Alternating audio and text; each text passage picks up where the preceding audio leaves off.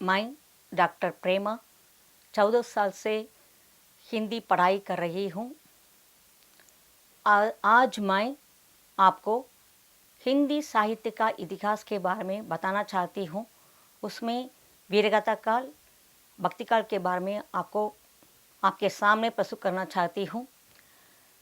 साहित्य क्या है? पहले साहित्य का मतलब साहित्य के योग से बना है साहित्य। हिंदी साहित्य का इतिहास आचार्य रामचंद्र शुक्ल ने पहले प्रस्तुत किया है। इनका प्रमुख ग्रंथ का नाम हिंदी साहित्य का इतिहास। किसी भाषा के वाचिक और लिखित को साहित्य कर सकते हैं। काव्य कलाकार का कथन है।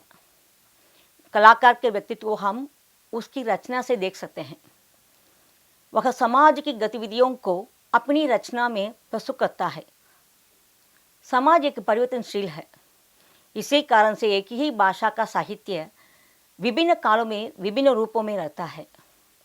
हिंदी साहित्य से संबंधित प्राप्त सभी सामग्रियों को एक सूत्र में बांधकर उसका परिचय देने का काम प्रथम रूप से एक फ्रांसीसी ने किया। उसका नाम था गांसा द तासी। उसके बाद डॉक्टर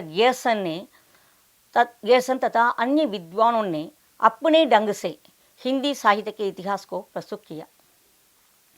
लेकिन प्राप्त सभी सामग्रियों को इतिहास क्रम में बांधकर आलोचनात्मक ढंग से हमारे सामने रखने का श्रेय आचार्य श्री रामचंद्र शुक्ल ने किया।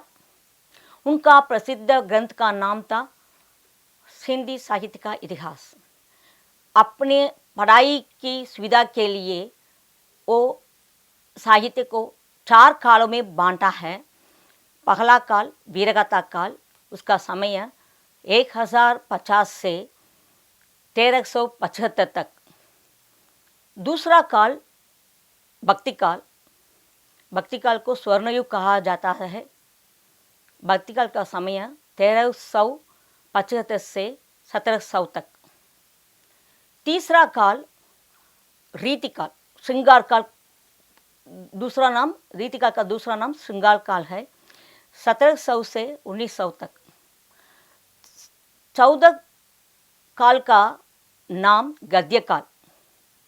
गद्य काल आधुनिक काल कहा जाता है, 1900 से आज तक चल रही है।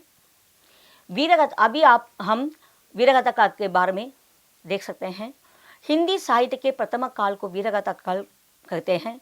इस काल का नामकरण इस समय की परिस्थितियों के अनुसार हुआ है। इस काल का जो भी साहित्य मिलता है उसमें किसी न किसी राजा की जीवन कथा कही गई है। इस काल के सभी कवि राज दरबारों में रहने वाले चाट या बारन थे। वे अपने आश्रित राजाओं की प्रशंसा करते थे। उन राजाओं के युद्धों, विवाहों और उनकी वीरता का वर्णन करते थे। उनकी रचनाओं से में युद्ध का सजीव वर्णन मिलता है। इस काल के सभी युद्ध क्षेत्रों में जाकर जब वो अपना उत्सुक खो जाते हैं तब इनको प्रेरित करके और भी जोर से लड़ने के लिए प्रेरित करते हैं। कई बार युद्धों का कारण कोई न कोई स्त्री ही हुआ। कवि इन वीर गाथाओं में एक विशेष समानता प्राप्त है। इन सभी राजाओं का नाम रासों पर हुआ है। रासों का मतलब रसायन। इस काल के प्रमुख ग्रंथ का नाम पृथ्वीराज रासो, कुमार रासो ऐसा ही है।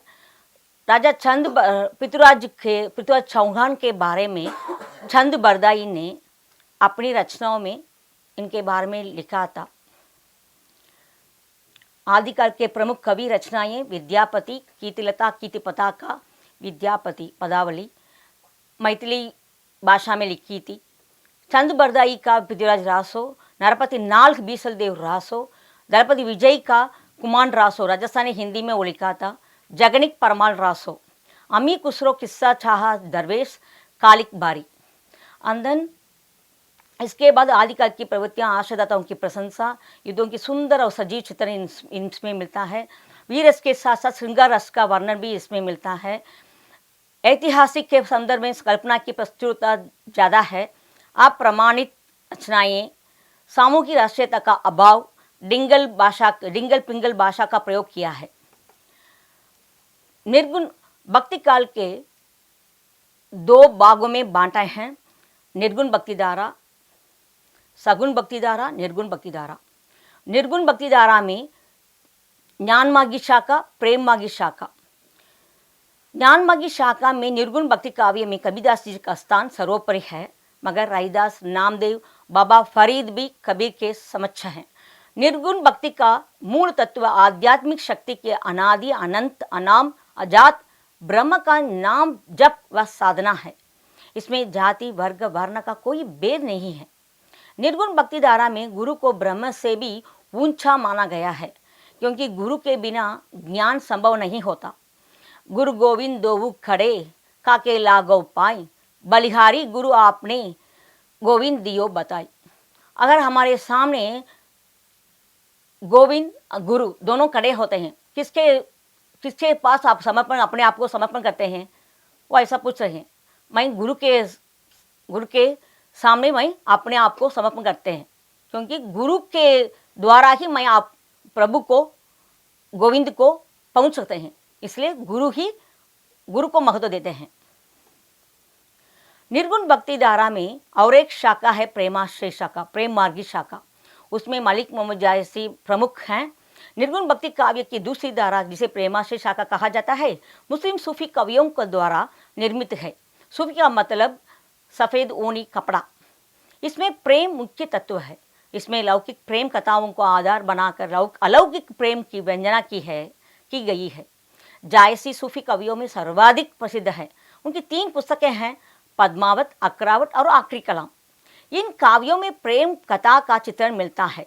कवियों ने लोक प्रचलित कथाओं को लिया है। इन कथाओं का आधार प्रेम होने के कारण श्रृंगार रस की प्रधानता है।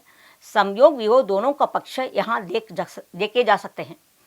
नायक आत्मा का और नायिका परमात्मा का प्रतीक रखती है। इन प्रबंध काव्यों पर फारसी की मसनवी शैली का प्रभाव है। प्रायः दोहा, चौपाई शैली का प्रयोग किया गया है। रचनाकारों को प्रायः अवधी भाषा को अपनाया है।